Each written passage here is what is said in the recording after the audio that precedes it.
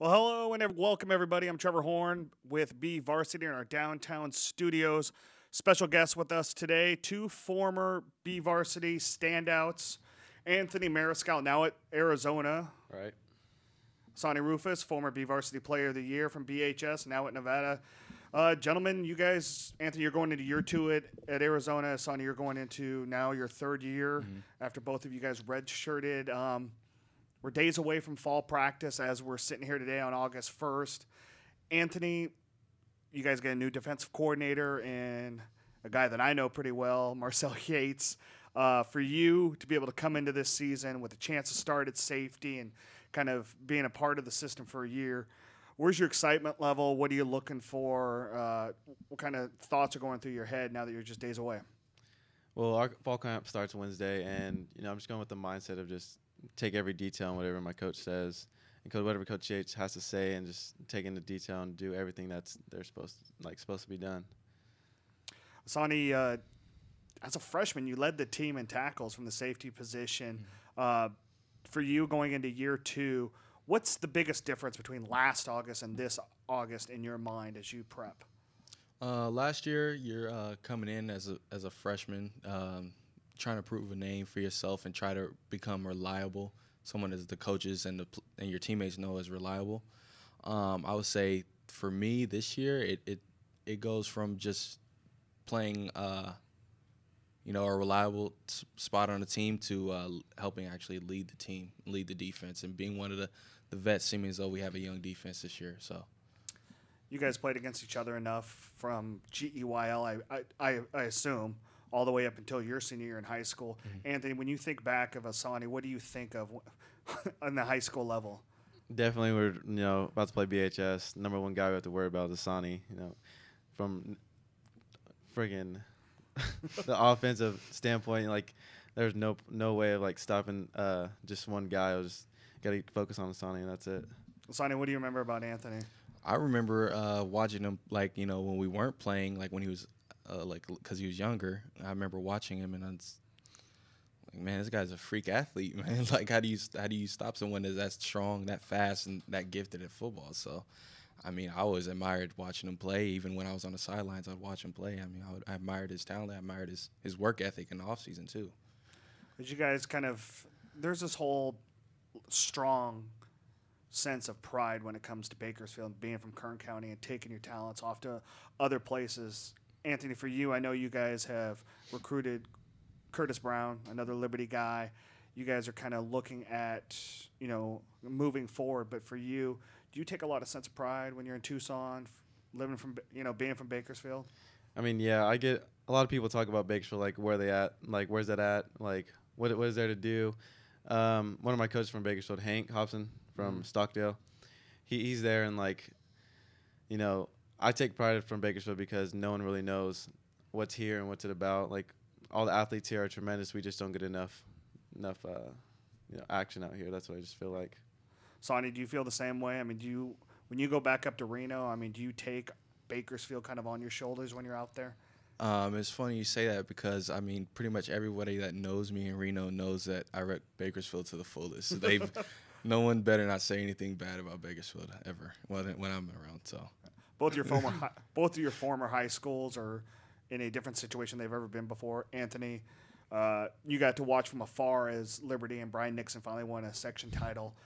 For you, what was that like watching? I know you guys were so close against Edison your senior year, but knowing that the guys that you played with, the coach that you care for so much, finally got that section title. What was going through your mind as you were watching them kind of go through that tough non-league schedule and then just run right through the SWYL and the section playoffs for that title game over Clovis? I was happy. That's how Coach Nixon usually tries to set up the schedule. In the first five, just test the team. What are we about? And then try to make a league as easy as possible. And once they won Valley, I was happy. I wasn't bitter. I wasn't mad that they won it before we did. I was just happy that school got their first title, and some of the young guys like Chris and everybody, they finally got what they've been looking for through high school. Sonny, I think BHS is kind of going through the biggest change ever in the school history with Griffith Field, basically a dirt field right now with only the grandstands left. You've gone over there and obviously looked at that. When you see that and think about all the memories that you had at that stadium and that field, coming out of the grandstands, and the time spent in the locker room, I mean, what is that scene like when you look at it? Oh, I actually didn't. I didn't know they were doing the whole demolishing thing till I saw on YouTube from you when you guys posted it. And man, it just hurt. It hurt my feelings, man. I sat there and I showed all my roommates. I said, "Look what they're doing to my stadium," and I was in my feelings for a while. It's tough, but I mean I know it's for the better.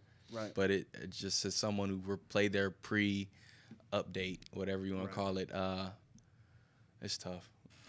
Anthony, to make 2016 successful for you, what's the key for you? What would you love to happen throughout this next 4 months of your life? 5 months, 6 months, I guess.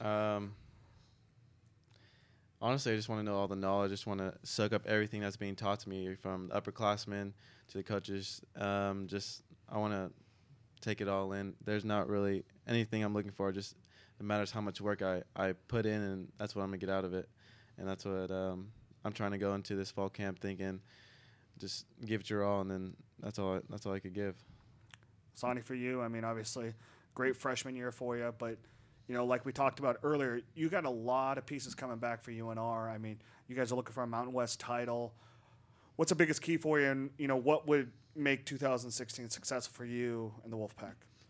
I mean, for me personally, the only thing that would make me happy would be to feel as though our team competed and we reached our full potential. If we play to the best of our abilities every game and we end up where we can sit back and say, oh, man, well, the better team won, or we always competed our tails off and did what we were supposed to do, then that's success to me. I mean, whether it be Mountain West Championship, New Year's Six Bowl, whatever it may land, I mean, that's where I want to end up. For you guys, social media, obviously you guys get a lot of information and knowledge from your coaches and from the athletic departments at universities. But if you had any advice for guys that are still in high school and using social media as a way to just kind of have fun and maybe be a little bit knuckleheadish, Anthony, do you have any advice for guys about the information they give out there and realize that it's not just a conversation with your buddies on a Saturday night, that everything that you say on Twitter or Snapchat or Instagram can really be good or really bad for you? To be honest, I don't really like social media because nowadays that's how everybody gets caught up, and that's where you get exposed. And to be honest, if you're going to talk about something on Twitter or anything, you try to keep a close circle. And, if you're going out, you got to keep a group of people that you trust and that's going to have your back, not to say anything, or just to have a good group of friends not to get in trouble with. Sonny, what's your advice for young guys, any young person, not just athletes, not just football players, but anybody just kind of realizing what that platform is and how you have to really kind of handle yourself? I think social media can be a positive. It obviously can be used and kind of mess up your reputation, obviously. But I like to think that before you post anything, you would like to think, would I show my head coach this? Would I show my mom this? And would I show my dad this? My grandparents, if that's the case. I would like, if I can show them that tweet, then I can tweet it. That's how I think about it. Do you, when you guys come back into town, do you guys feel like you're kind of a mentor for younger guys? Are there any guys that come up to you and be like, oh, Asauni, what do I need to do to get into your spot, and realize not everybody's going to be in my spot? You need to do what it is for yourself. When you come back, do you talk to younger guys and kind of make them realize, listen, you got to be in the classroom now. You got to take care of this because football's not always going to be there, and it may not be there for you once high school's over. I like to think that I'm an open book for people. I mean, that's what people did for me when they came back. A lot of guys like Mercy Maston and Brian Burrell and those type of guys. I like to tell anybody that asks me, I'll tell you. I'll sit down and have a conversation with you for an hour and talk about what you could do. But it's all about what that person wants to do. I mean, I'm always there to help. I would love to help. And I think most people know what they need to do, is just whether they really want to or not. Anthony, for you, I mean, when you go back to Liberty, you go back on campus, you talk to guys about anything, just kind of let them know life lessons about what you've learned over the last year since you've been away?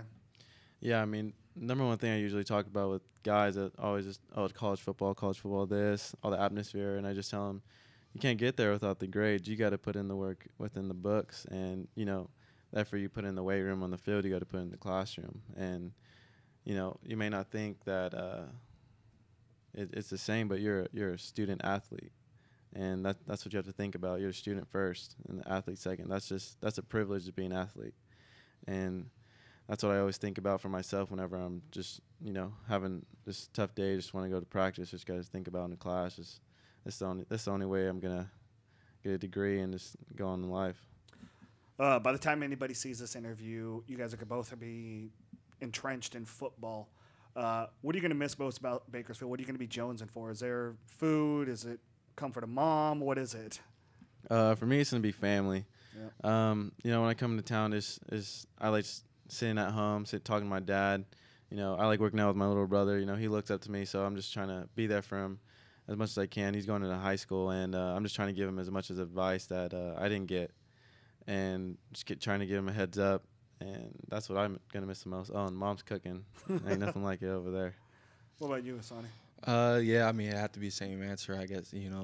Family, that's number one everywhere. Like, whether you're in Reno or whether you're in Arizona or Tucson, I mean, you're going to miss your family. That's the number one. That's the number one thing on your mind. I mean, but other than that, it's weird to say, but I miss the weather. Like, I don't know. I just, like, it's a dry heat up in Reno. But, I mean, when I get here. Did you hit your head on the way in here? I think so, because I came and I was sweating. I was sweating while I was walking up the stairs, and I'm like, but, I mean, I miss it. I don't know why, because it's what's familiar to me, I guess. Anthony, I think you know very well. Asauni, you may not. I'm a big food guy, as you can tell. Do you have one place in town that you have to go to when you get home? I don't know why, but, like, I always have, like, Smith cookies every time I come into town. That's not a bad choice. No, it's something. My mom always knows. Like, every time I get home from the airport, like a dozen Smith cookies are sitting on the counter for me. So that's my fix. All right, Asauni? I don't have a number one food place I have to go, but whenever I get a chance, I like to get Chick-fil-A because they don't have it in Reno. All right. Chick-fil-A? Chick-fil-A. Just can't go on Sundays. Yeah. Can't. All right, gentlemen, thank you guys so much for stopping in. Anthony Mariscal, Asauni Rufus, both you guys were absolutely fantastic to work with while you guys were in high school. And good luck this year going in, playing the safety position, both of you guys. Hopefully at some point you guys meet up again on the football field before it's all said and done. Thank you guys both for showing up. I'm Trevor Horn. You can watch the rest of the video highlights that we have right on our website at Bakersfield.com. Bye-bye.